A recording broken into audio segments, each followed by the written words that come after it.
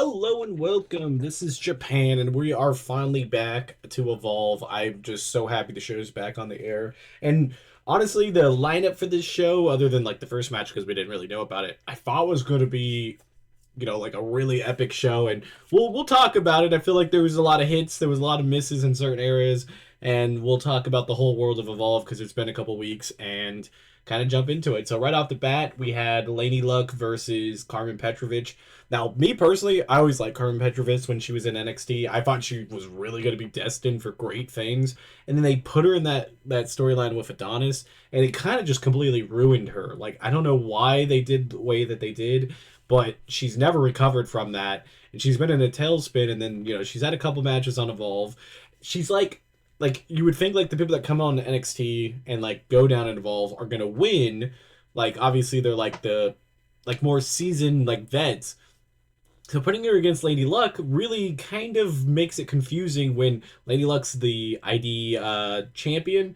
So it's like she's a champion and then she just kind of gets beat clean by somebody who's in NXT. So like the pecking order makes it a little bit dicier because like obviously the ID program you would assume that it's like on par with like Evolve. So like being a champion on it would probably put you a little bit above Evolve, but then yeah, it's just a weird thing. I feel like they should have had something different happen there, or I don't know, just like a clean win just felt kind of out of the blue.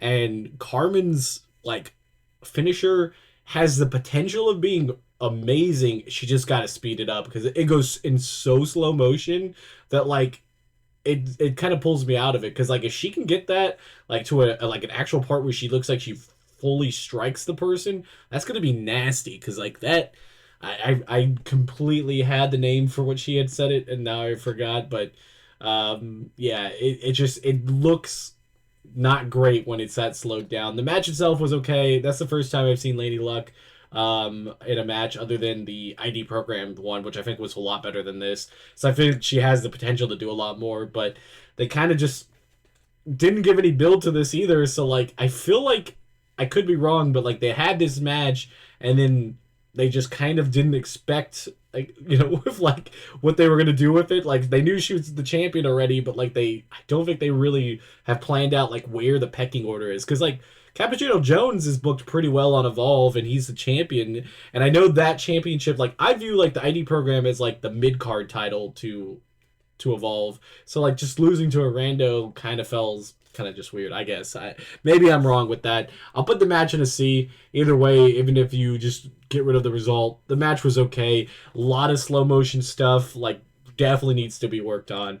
Then we get like a bunch of vignettes.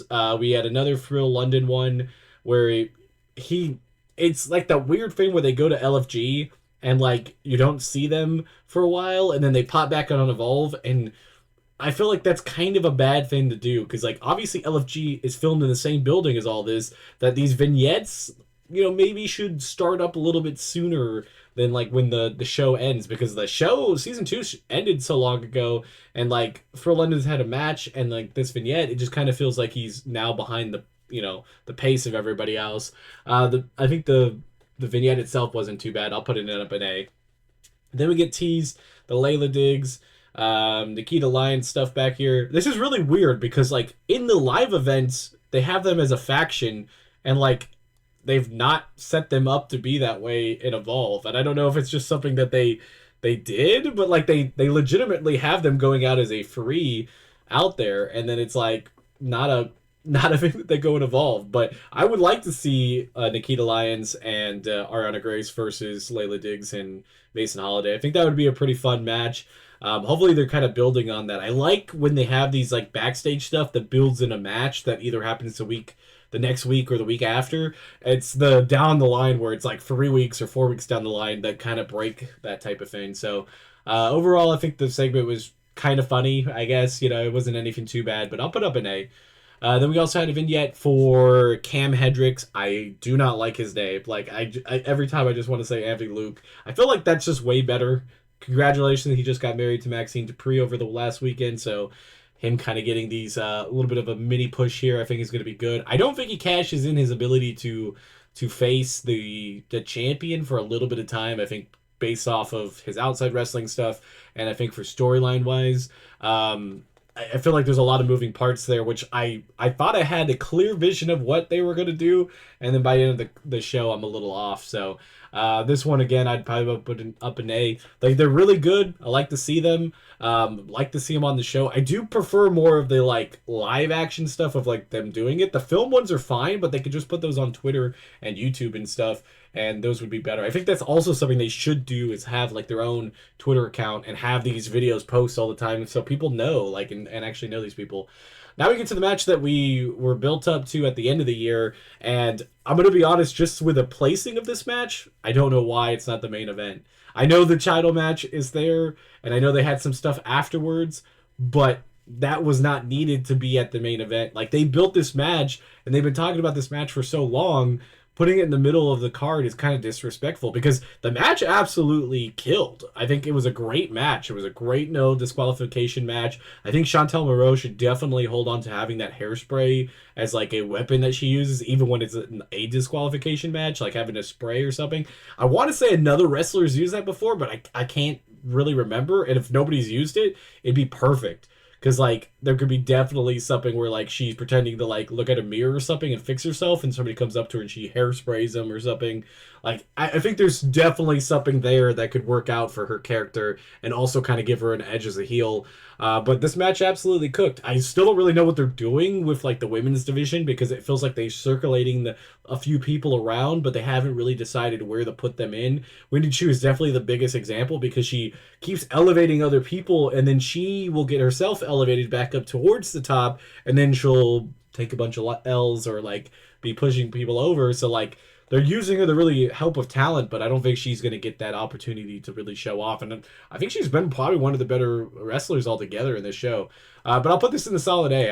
I would probably be very close to an S tier if this was the main event. I feel like being in the middle of the show, I just kind of felt like let down because like they knew where they were going to have less time, and I think those extra couple minutes actually would have cooked this match.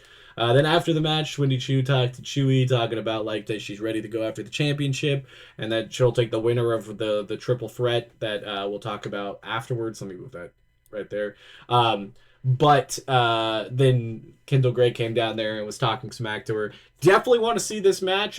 Definitely not going to see it again, though. So I'm going to put it up in S, but I don't think we're going to see it because when we're talking about this triple threat, this is the perfect example to get Kendall Gray out of Evolve. She has been phenomenal. If you're watching her NXT run, she's doing great up there. She almost won the NXT title recently. She is destined to be a star, and she's super just like red hot right now in that she's got to drop that title. And the perfect way is always in a triple threat because she doesn't have to take the pin and she can just walk off and it's all done. Because like even in a triple threat, you really don't have the right for the rematch because, you know, you could say you were never pinned, but like other than that, that's pretty much the only thing you really got. But most of the time when it's in a three-way, they never really ask for the rematch. So I feel like Callie Armstrong is going to pin PJ Vasa. I don't really see it the other way around. I mean, it could possibly. I think they want to give the title back to Callie because I think they looked at Callie and Kendall, and they know Jordan Grace is leaving NXT, so they need another strong woman up there. And I think they decided on Kendall Gray because she won the Iron Survivor. She's, you know, in a group of Ren Sinclair, and I think this is perfect. So, yeah, I feel like this is going to be a great match, too. So I'm going to put it up at S tier. Should be the main event next week. Hopefully, if it's not, I'm riding. I think Kendall Gray is going to have an absolute show and then get like either taken out by somebody random. I could even see like Fatal Influence like further in the feud and having like Laney Reed, yeah, come down and do something like that would be the most ideal thing. Like to have that tie her back into NXT, so she leaves, goes off into the sunset. We get our first graduate, and it'll be awesome. But I think this match will be cooked too. Hopefully, I'm going for Callie Armstrong. I mean, I liked her as champion before, but I like Kendall Gray even better.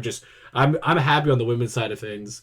Then we get a backstage promo with pretty much all of the baby faces, you know, talking to the Vanity Project. Now, I honestly, the way that they were booking this, I really believed that Jackson Drake was going to lose the title, and then him and Swipe Right were going to be moved to NXT because they've been showing up there, and like The tag division could definitely use Swipe Right.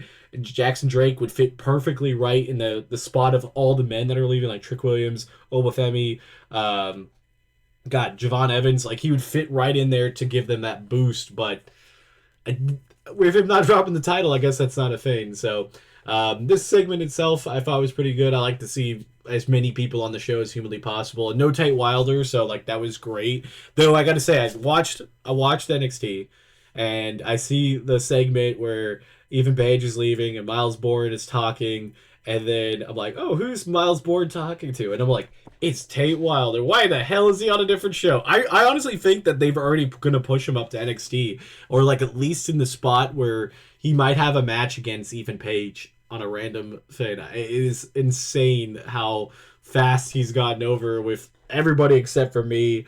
I feel like I've definitely, it's the cowboy thing, because when I saw Mike Cunningham later on the couch shirtless for whatever reason, I was also like, this just looks dumb. Maybe it's just not my thing. I guess I've figured it out a little bit. But yeah, this segment I'll put up in B. Wasn't too bad. Then we get to the main event, Jackson Drake versus Super Sean Legacy. There was a lot that could be in this one. I know they were playing up like Legacy's like injury thing. Automatically, when they do that type of stuff, he's probably gonna lose. And so I was kind of unfortunate about that. I know they're trying to do that so he can eventually challenge again or do something else, but man, I thought this was the time to pull the trigger. The brand new episode on the new year and all of that. I think the sweet spot for Sean Legacy was to win it here. And unless they're going to move Sean Legacy up to NXT instead, I really don't understand why they did this. I feel like there's definitely some other stuff that they could have done, but yeah, I don't know. But when we come to the match itself, I think overall, I think it was pretty solid. I would say like it definitely was probably not my favorite match of the night. I think the no disqualification match was still better than this, but I'm not going to be upset with it, so I'm going to put it up in A. I still think it was pretty good. Just talking about, I wanted to just say, at least with Jackson Drake's title reign, I mean, we went over 200 days. I feel like it's been pretty solid. I do feel like the women's title is like more prestigious. I mean, the talent there in the crop of every match and every title match has like just a bigger feel to it. Like I feel like they've done some of it with Jackson Drake, but I think it's just because like one, it feels like he kind of defends it against some guys and like some other thing. Like the biggest threats he hasn't really taken on head on. It's always been kind of like outside stuff, but I think there's still a pretty solid thing. So I'm gonna put that up in A. I still like it, but I do think the women are doing a little bit better with that.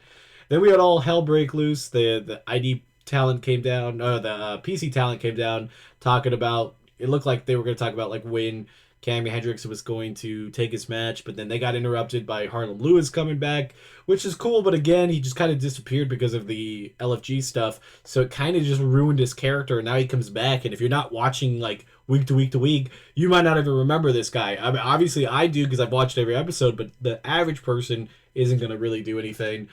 Maybe he'll set up a mini feud with him trying to take on both members of Swipe Right, like one at a time. So that could be like 2 weeks of that, and then eventually challenging Jackson Drake. I'm not against it, but I just guess got to see what's going to happen here. Overall, I thought the after part was pretty decent. I do feel like it was very congested, and that's why it was the main event. But it really could have just had just this portion, and everything would have been fine. And then the very, very end, we had Charlie Dempsey basically baiting Thatcher into a match by saying he was just like a week and all that type of stuff. Kind of excited for this match. I'm not a big technical wrestler fan, so I don't think the match is going to like rate pretty high for me, but the build-up has been pretty decent, and I kind of like what they're doing with it. Kind of gives Charlie Dempsey some depth to his character, so I'd say I'm pretty excited for it next week. I'll put it up in A. Overall, I put the show as an A. It was a pretty good. Like I said, the parts I didn't like weren't really bad. Like the two segments I have in B, they were fine. I just think they were a little overbooked. The match in C, I just feel like I was just more confused, and I do think there was a little bit of greenness to keep that in C. I wouldn't want to change that. I think that deserves to be in there, but everything else, A or S tier, is pretty much pretty solid A for me. So very happy they came back strong. Next week's episode also looks really strong. Obviously the title match, the Dempsey match and then maybe something else just kind of random in there. I'm kind of cool with that. Like those having like two matches that you already know from like week to week on a storyline that's like progressing is a really good idea. And like I said, if they keep it to the three match like that they do, it's gonna be great. Other part of news on Evolve, at least, Brynlyn Reese is no longer with WWE. She wasn't released necessarily, I don't think. I think she just, between injuries and stuff, that she wanted to step away from wrestling and they granted her a release or something. So that kind of sucks. I think she had some pretty good momentum, but she got hurt and all that. So yeah, if you guys like these type of videos, I do them every week. I have a bunch of other stuff on the channel. Also, I've been doing a TEW series. It's a video game that's like text-based on wrestling. I have a bunch of the Evolved people on my team just because I absolutely like these guys and stuff, and it's kind of cool to see them having a little bit more like control in it. So if you look on my thing, they should be in the videos. It should have been posted. There'll be a new episode every Tuesday on that. So there'll be this and then Evolve. You know, I have a couple series type things and then videos in between. But until next time, it's been Japan. Bye, guys.